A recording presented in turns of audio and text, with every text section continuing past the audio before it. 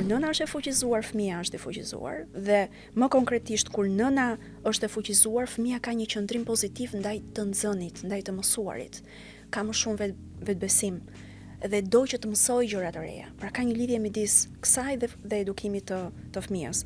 Kur nëna ka vetvlerësim pozitiv, kjo është shumë interesante, fëmia është më i shëndetshëm. Është shumë interesante. Kur nëna ka fuqi vendimarrëse në familje, ka kontroll mbi asetet e shtëpisë, kur nëna ka mirëqenie psikologjike, fëmia ka vetvlerësim më të lartë. Janë të lidhura gjërat.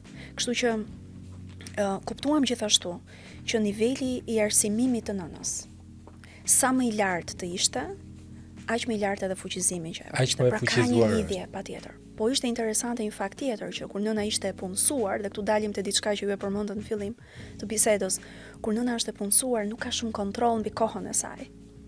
Sepse të duhet bësh punën e punës, punën e shtëpisë, të merresh me fëmijët, bësh pazaret, pra ka shumë fishim të punëve që duhet të bësh në momentin që je e punësuar. Dhe kjo është e lidhur pastaj edhe me ndarjen e përgjegjësive brenda për brenda familjes.